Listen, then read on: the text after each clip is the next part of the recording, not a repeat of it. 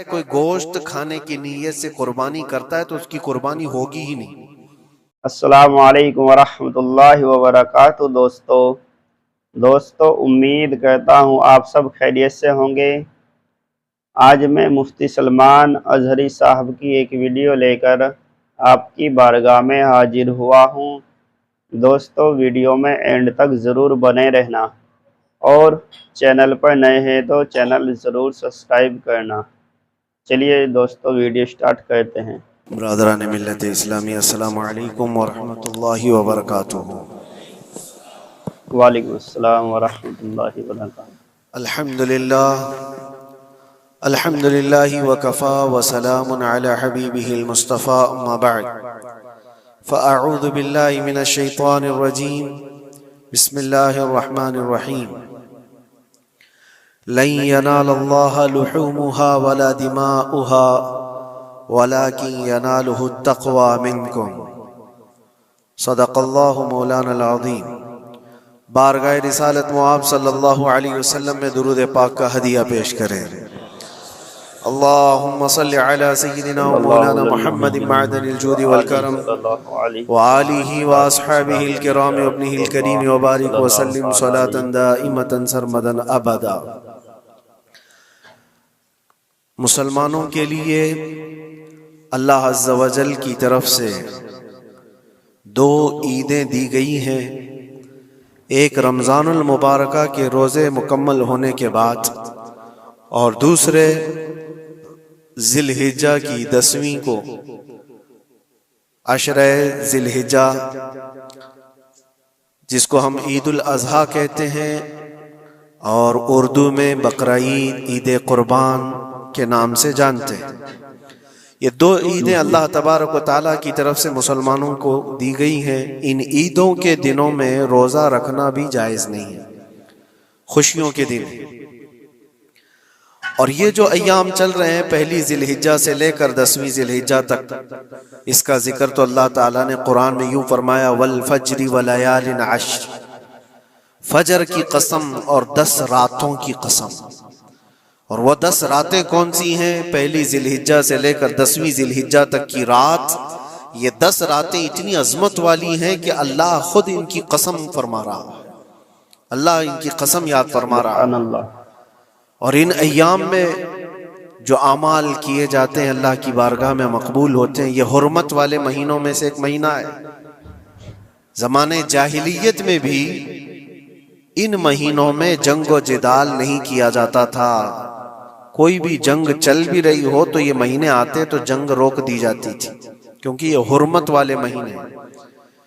तो ज़िलहिज्जा के महीने में हम और आप अभी अपनी जिंदगी की सांसें ले रहे हैं, लेकिन कुर्बानी के मुताल्लिक जैसे कि लोगों के दिलो दिमाग में एक कॉन्सेप्ट और फिर फैलाया हुआ एक कॉन्सेप्ट और इस्लामी कॉन्सेप्ट, तीनों में क्या चीजों का फर्क है, इस्लाम कौन सी कुर्बानी चाहता है, लोगों ने क्या प्रोपेगेंडा फैलाया है और अवाम के जहन में क्या बैठा हुआ है, तीनों को हम थोड़ा सरसरी नजर से देखते हैं।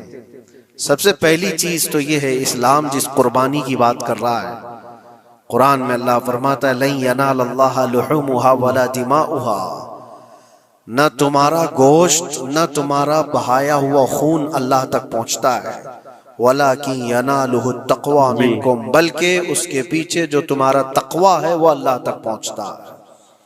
तुम्हारी नीयत देखी जा रही है, तुम्हारा इखलास देखा जा रहा है। इसीलिए कहा गया कोई गोश्त खाने की नीयत से कुर्बानी करता है तो उसकी कुर्बानी होगी ही नहीं। गोश्त की नीयत से अगर किसी ने कुर्बानी किया उसकी कुर्बानी नहीं है। या फिर अगर ज़बह करने के बाद बेचने की नीयत किया गोश्त में से कुछ हिस्सा, वो तिजारत की नीयत किया हुआ है, तब भी उसकी कुर्बानी नहीं है।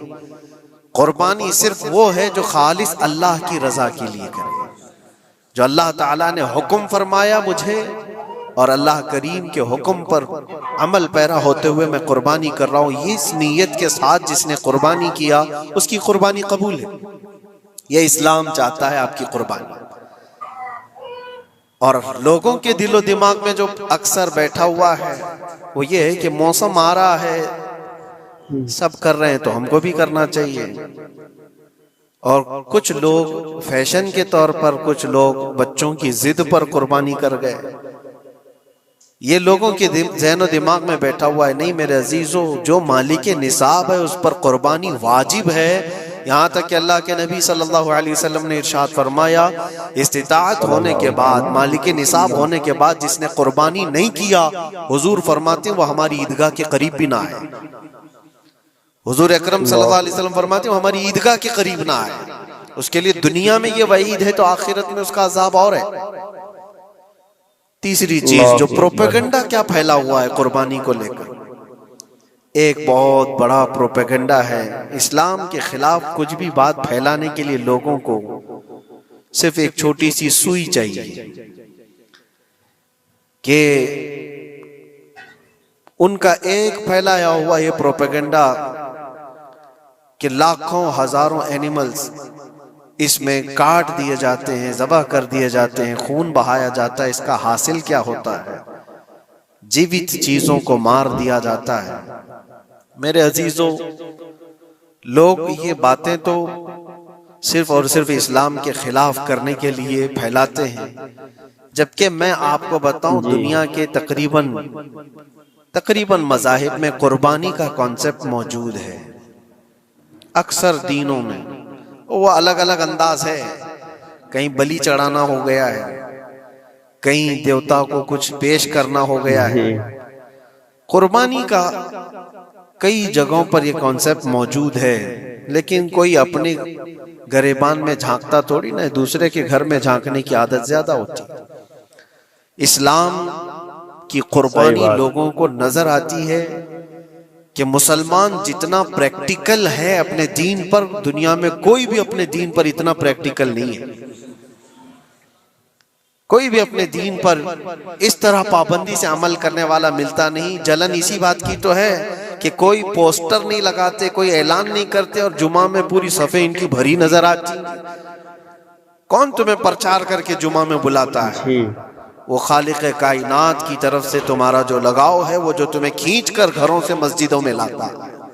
फितनों का दौर है, उसके बावजूद जुमा में कोई भी मस्जिद ऐसी नहीं होगी जो खाली पड़ी हुई। मुसलमान आज के दौर में भी अपने दीन पर अमल पैरा है, और ये तकलीफ का सबब बन जाता है दूसरों के लिए। इसी तरह कुर्बानी के अय्याम आते हैं तो कुछ मॉडर्न ख्यालात वालों को ला करके हमारे दरमियान पेश किया जाता है। वो ऐसी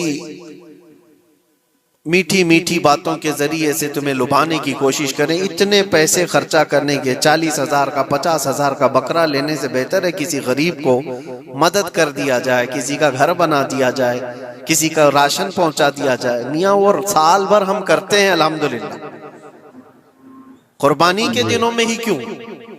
अल्लाह के नबी सल्लल्लाहु तआला अलैहि वसल्लम की हदीस सुन। हुजूर पाक सल्लल्लाहु तआला अलैहि वसल्लम फरमाते हैं, कुर्बानी के दिन यानी ज़िलहिज्जा की 10, 11 और 12, ये 3 दिनों के अंदर हुजूर फरमाते हैं कोई अमल दुनिया में कुर्बानी से ज्यादा अहमियत अल्लाह के नजदीक नहीं रखता। कोई अमल अल्लाह को इससे ज्यादा प्यारा नहीं है कुर्बानी। और एक बात मैं आपको बताऊं, लोग हमें जालिम की शक्ल में पेश करते हैं कि काट देते हैं, ज़बह कर देते हैं। हम अपनी मर्जी से अगर काटें, अपनी ख्वाहिश के लिए काटें तो हराम है, और जिसने खुद जान डाला है उसके हुक्म पर काटें तो ये हराम नहीं है, ये उसके हुक्म की फरमाबरदारी है। एक बात याद रखो, जानवर तो ये बकरा हो, भैंस हो, ऊंट हो, जिनकी कुर्बानियां होती हैं ये अलग। जो मछली खाते हैं उसमें भी अगर कोई इंटरटेनमेंट के लिए शिकार करता है कि अपनी तफरीह कल्ब के लिए, तो उस मछली का शिकार करना भी हराम है। हाँ, खाने की नीयत है, तिजारत की नीयत है, तो मकसद के तहत अगर मछली पकड़ रहा है तो उसके लिए जायज है। इस्लाम यूं ही किसी चीज की जान लेना और खून बहाने का हुक्म नहीं देता। अल्लाह तबारक व तआला का हुक्म है, और उसने कायनात को जिस अंदाज से बनाया है, इन जानवरों को अल्लाह ताला ने हमारे खाने के लिए बनाया है, जिसकी वजह से ये कुर्बान किए जाते हैं। और अगर मैं कहता हूं सारे जानवरों की कुर्बानी बंद करके देख लो, फिर जानवर ही रहेंगे, तुम्हारा रहना मुश्किल हो जाएगा। इस्लाम की ये कुर्बानियां तो साल में एक मर्तबा होती है ना, जो एक दिन की जाती है 10वीं जिलहिज्जा से 12वीं को।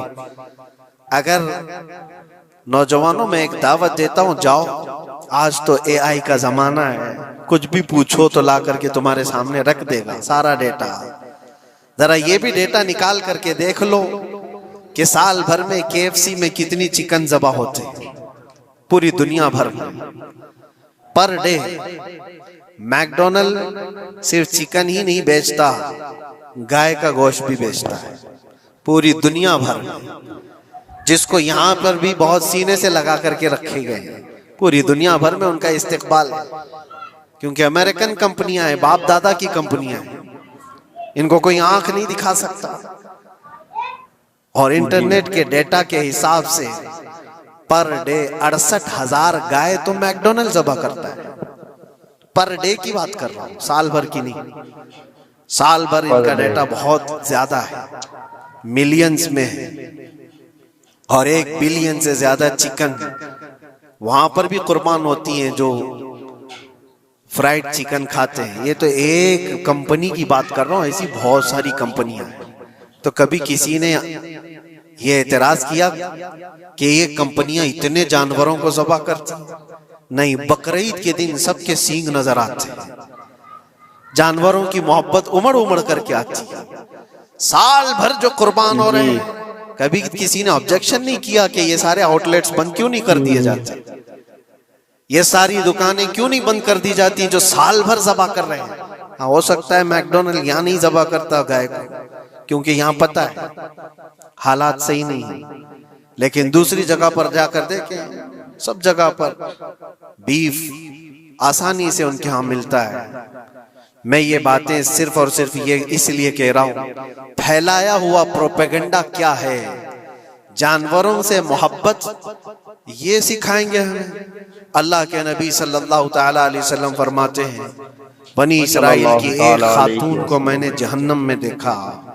किस बुनियाद पर? फरमाते हैं वो इबादत गुजार थी, जाहिदा थी, परहेजगार थी, लेकिन एक बिल्ली पाली हुई थी, और उसने कभी इबादत करनी होती तो 2-2 दिन 3-3 दिन तक अपने कमरे में गोशा नशीन हो जाती थी अकेली, और उसने अपनी बिल्ली को एक जगह पर गले से रस्सी लगाकर बांध दी, और 3 दिन तक वो अपनी इबादत में रही, मसरूफ रही। और 3 दिन के बाद उसे ख्याल आया तो जाकर देखी बिल्ली मर चुकी थी। हदीस पाक में, सही हदीस है, अल्लाह के नबी सल्लल्लाहु अलैहि वसल्लम फरमाते हैं, सिर्फ इस बुनियाद पर अल्लाह तबारक व तआला वो इबादत करने वाली औरत को जहन्नम में भेज दिया। जो मेरी मखलूक पर रहम नहीं करता वो रहम के काबिल नहीं है। ये सिखाएंगे हमें जानवरों पर रहम करना। हम जिस जानवर को ज़बह करते हैं वो अल्लाह के हुक्म से करते हैं, उसके अलावा किसी भी जानवर को जुल्म करना, अल्लाह के नबी सल्लल्लाहु ताला अलैहि वसल्लम की हदीसों में से ये है कि जानवर पर जुल्म करना जिम्मी पर जुल्म करने से बड़ा है। और जिम्मी क्या है? जिम्मी वो जो मुसलमानों के मुल्क में अमन के साथ रहने के लिए रिक्वेस्ट किया हुआ हो और इस्लामी हुकूमत उसे अमन दी हुई हो। और अल्लाह के नबी सल्लल्लाहु अलैहि वसल्लम फरमाते हैं, मुसलमान पर जुल्म करने से ज्यादा बड़ा जुल्म जिम्मी पर जुल्म करना है, और उससे बड़ा जुल्म जानवर पर जुल्म करना है। ये मेरे आका के फरमान है। नबी अकरम सल्लल्लाहु अलैहि वसल्लम ने फरमाया वो रहमतुल लिल आलमीन है। और एक बड़ी बात मैं आपको बताऊं, जी बेशक, जो ये फैलाया जाता है कि जानवरों पर जुल्म जुल्म, सैयदना इमाम गजाली रहमतुल्लाहि तआला अलैहि की एक बात मैं पढ़ रहा था, हुज्जतुल इस्लाम, जिनकी किताबें पढ़ करके लोग अल्लाह के वली बन गए। इमाम गजाली का नाम सुना है जी? इतनी किताबें उन्होंने लिखा, तसव्वुफ के इमाम हैं, इल्म कलाम के इमाम हैं, मंतिक के इमाम हैं, फिक़ह और तसव्वुफ के इमाम हैं, बेशुमार उलूम व फ़ुनून के दरिया बहाए हैं। उस हुज्जतुल इस्लाम इमाम गजाली रहमतुल्लाह अलैह के इंतकाल के बाद उनके भाई ने उनको ख्वाब में देखा और पूछा, आपके साथ अल्लाह ने क्या मामला फरमाया? इमाम गजाली फरमाते अल्लाह ने मुझे बख्श दिया, मेरी लिखी हुई किताबें, मेरी इबादतें, हजारों को जो मैंने पढ़ाया वो शागिर्द, ये सारी चीजों की वजह से नहीं, बस एक काम की वजह से। पूछा वो कौन सा काम?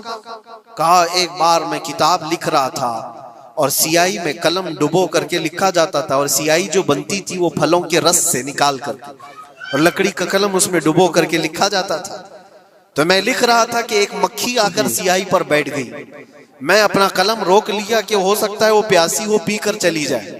काफी देर तक वो मक्खी उस सियाही पर बैठी रही, और पी करके जब वो उड़ गई तो फिर मैं अपना कलम चलाता रहा।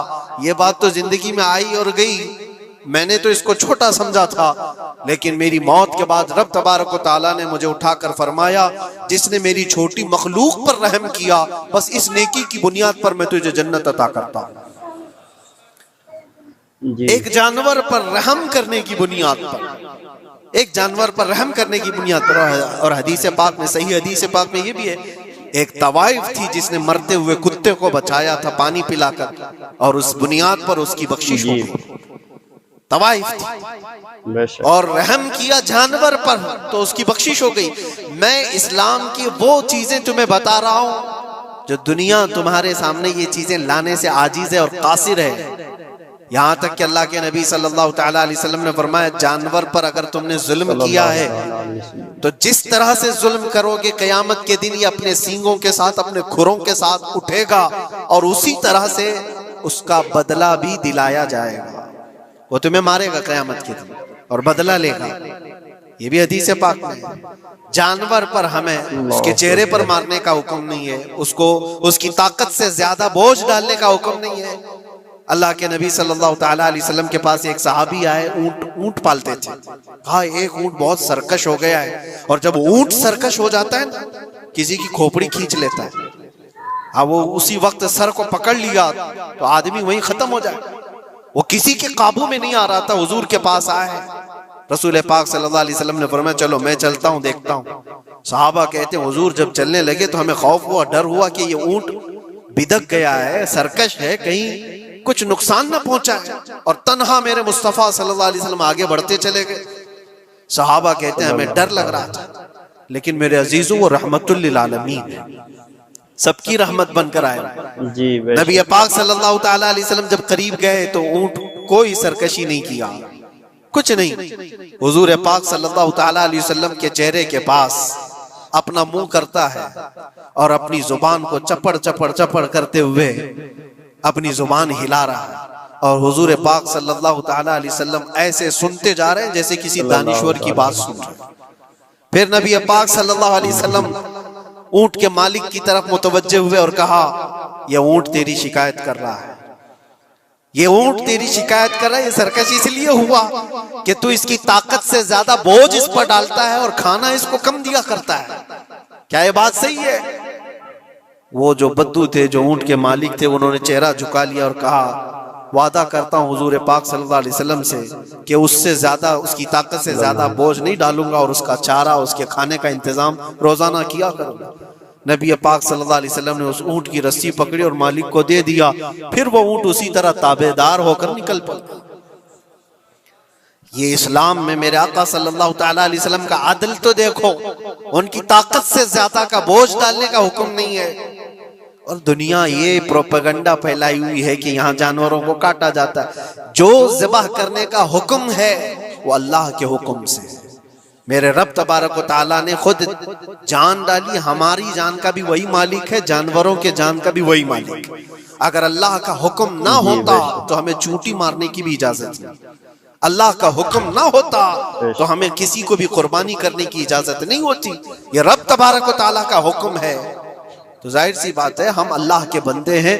रब तबारक व तआला जानवरों की कुर्बानी का हुक्म दिया, इसलिए हर साल बकरीद में मुसलमान कुर्बानी करते हैं। अगर अल्लाह चाहे तो अपने बेटों की कुर्बानी का भी हुक्म दे दे, और दिया है रब तआला ने, और वो भी करके दिखाया सैयदना इब्राहिम अलैहिस्सलाम। अल्लाह तबारक व तआला अगर हुक्म दे तो क्या तुम ऐसे मुसलमान नहीं हो? मुसलमान का मतलब होता है सर झुकाने वाला अल्लाह के हुक्म के आगे। ये नहीं पूछेगा कि क्यों है और कैसे है। मुस्लिम कहते हैं अपना सर झुका दिया अल्लाह की बारगाह में, उसके हुक्म के आगे। अल्लाह तबारक व तआला हमारी जानों का मालिक है, अगर वो चाहता तो हमारी कुर्बानी का हुक्म देता, हमारे औलाद का। लेकिन रब तबारक व तआला ने ये सुन्नत इब्राहीमी पर पूरी दुनिया को सवाब देने के लिए जानवरों की कुर्बानी का हुक्म अता फरमाया। मेरे आका सल्लल्लाहु तआला अलैहि वसल्लम के पास एक सहाबी हजरत ज़ैद बिन अरकम आया और पूछा, ये कुर्बानी क्या है मेरे आका? हुजूर अकरम सल्लल्लाहु अलैहि वसल्लम ने फरमाया, जिस जानवर की कुर्बानी करोगे उसके हर बाल के बदले तुम्हें अल्लाह एक नेकी अता फरमाएगा। जितने उसके जिस्म में बाल होंगे, हर बाल के बदले अल्लाह तुम्हें एक नेकी अता फरमाएगा। और हुजूर अकरम सल्लल्लाहु तआला अलैहि वसल्लम ने यह भी इरशाद फरमाया कि तुम जानवर का इंतखाब अच्छा करो, इसलिए कि कल बरोज़े क़यामत पुल सिरात पर ये तुम्हारी सवारी बनकर आएगा, जिस पर बैठकर तुम जन्नत में जा रहे हो। और लोग ये भी पूछते हैं, हमने एक बार कुर्बानी की है तो वहां सवारी कौन सी वाली आएगी? ये भी मिलता है रिवायत में। तुमने अपनी जिंदगी में जो सबसे पहले कुर्बानी की है उस पर सवार होगे, लेकिन हर साल की कुर्बानी वाले जानवर भी सवारी बनकर तुम्हारे इर्द गिर्द आएंगे, वो सब होंगे। तुम इंतखाब करो जिस पर सवार होना चाहो। इसीलिए कुर्बानी में ऐब वाले जानवर की कुर्बानी जायज नहीं, लंगड़ा हो, लूला हो, कान कटा हुआ हो। क्यों जायज नहीं है? दुनिया तो ये समझती है कटने वाला जानवर वो होना चाहिए जो रिजेक्टेड हो,